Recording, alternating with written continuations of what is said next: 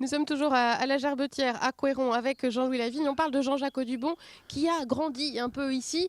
On va redire quand même Jean-Jacques Audubon. On dit ornithologue, on dit naturaliste, mais c'est surtout quelqu'un qui a révolutionné la peinture. Il faut le dire, ça. Qui n'a pas révolutionné la peinture, qui a révolutionné la représentation naturaliste. Oui, c'est ça. C'est une vraie rupture parce qu'il faut regarder Audubon avant tout comme un peintre qui crée un style nouveau de représentation. On voit les oiseaux animés dans différentes positions liées avec le milieu naturel. Tout ça, c'est révolutionnaire. En fait. Mais aussi en période romantique, ça explique beaucoup de choses sur le style d'Audubon. Donc c'est ici que ça prend naissance. Sa notoriété, il la doit aux États-Unis, enfin en tout cas à son livre Birds in America, donc qui représentait les oiseaux américains qu'il avait recensés au cours de ses voyages. Mais ça démarre là, à Couëron et à Nantes. Tout à fait. J'ai tendance à dire d'une formule un peu provocante, Audubon était américain avant d'aller en Amérique. Et c'est ici à Nantes que ça se passe. Quand on se met au 18e, fin 18e, Nantes est un grand port français qui a ses activités avec l'Amérique. Et l'Amérique, c'est aussi les Antilles et le continent nord-américain. Et le père d'Audubon est un capitaine nantais qui est planteur à Saint-Domingue. Donc voilà, une des clés. C'est pour ça que Jean-Jacques est né à Saint-Domingue d'ailleurs. Tout à fait. Voilà. Jean Audubon, c'est le capitaine. Voilà. Il est né à Saint-Domingue, mais il a été formé à Nantes. Voilà. Parce que son père l'envoie à Nantes, il a 3 ans, à son épouse légitime, Anne Moinet. Donc c'est là qu'il apprend évidemment les sciences naturelles. C'est la grande science de l'époque. Et Nantes, c'est connu pour les plantes ramenées par les marins, justement, entre autres. Mais donc c'est là qu'il reçoit sa formation de naturaliste auprès de Dubuisson, qui est le fondateur, avec d'autres, du Muséum d'histoire naturelle. Il y avait des cabinets d'ornithologie à l'époque. Et donc, Dubuisson devait être un des professeurs de ces cabinets-là. Il a formé Audubon. Il le dit dans un rapport au maire de Nantes dans les années 30, où il dit, où il y a une querelle de classement des collections du musée. Il n'est pas d'accord avec les élus municipaux qui veulent se mêler du classement qu'il opère lui. Il dit, mais moi je sais, j'ai été formé pour ça. Et du reste, c'est moi qui ai formé Jean-Jacques Audubon, ce cuvier américain. Donc il y a des traces de ça.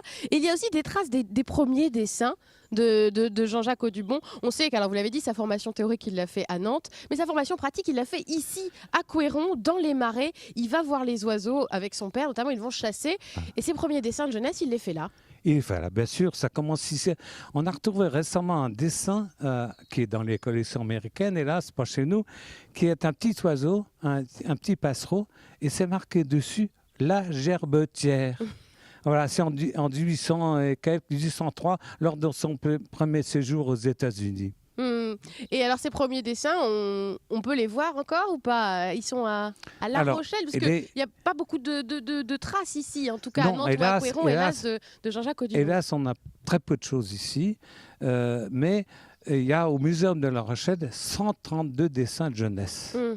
Merci beaucoup, Monsieur Lavigne, pour cette présentation de Jean-Jacques Audubon. On espère qu'on a bien présenté qui il était et son lien très fort, évidemment, avec Nantes et Couëron. Ce n'était pas qu'un Américain. Merci, Monsieur Lavigne. Merci beaucoup à vous. Je suis à présent avec Laure Auréfici. Bonjour. Bonjour. Vous êtes responsable du service des archives et du patrimoine de la ville de Couëron. On est en face de la Gerbetière. On le disait tout de suite avec Monsieur Lavigne, c'est ici en partie que Jean-Jacques Audubon a grandi, peut-être a vu ses premiers oiseaux. Comment la Gerbetière aujourd'hui garde la trace de Jean-Jacques Audubon? Qu'est-ce qui s'y passe dans cette Gerbetière? Alors d'abord, elle a été acquise par la ville en 2001 avec l'idée effectivement de valoriser cette histoire et la présence de Jean-Jacques Audubon. Et puis aujourd'hui, elle a été rénovée pour accueillir des expositions et donc régulièrement, souvent au printemps, c'est vrai, pour profiter du jardin, la ville organise des concerts, des expositions, des spectacles. Et vous transmettez aussi aux jeunes générations ce souvenir de Jean-Jacques Audubon à destination des écoles, par exemple? Alors, le lieu est aussi conçu pour recevoir des classes qui, par exemple, vont découvrir le Marais le matin et puis viennent à la Gerbetière. On est équipé de tables, d'œuvres, de reproduction d'œuvres d'Audubon et ils s'essayent au dessin naturaliste à la manière d'Audubon. Et alors, Récemment aussi, vous avez accueilli des étudiants de l'École des Beaux-Arts de Nantes qui, eux aussi, ont planché sur cet héritage Audubon à Couëron. Alors, ils sont en résidence depuis le début de l'année, depuis à peu près le mois d'octobre. Ils ont rencontré Jean-Louis Lavigne pour qu'il leur raconte, pour qu'il transmette cette histoire de Jean-Jacques Audubon. Et certains se sont saisis, ont découvert ce personnage et ont décidé de créer une œuvre en lien avec Audubon, avec la Gerbetière et avec le Marais. Et ça sera présenté au mois d'avril à la Gerbetière. Merci beaucoup, Laure Révici, de nous avoir fait cette Bienvenue à la présentation de ce Gerbetière. lieu. Et n'hésitez pas à venir vous promener à la Gerbetière, on y est pas mal du tout. Merci. Si vous voulez à votre tour découvrir le Marais Audubon, sachez qu'il existe un petit guide de balade que vous pouvez trouver en différents lieux de la ville de Couëron, hôtel de ville, médiathèque. Il est aussi téléchargeable sur le site internet pour aller découvrir le Marais à vélo ou à pied, les cigognes et puis toute l'histoire de Jean-Jacques Audubon sur les pas de Jean-Jacques Audubon. Excellente soirée sur Télé Nantes et à très bientôt.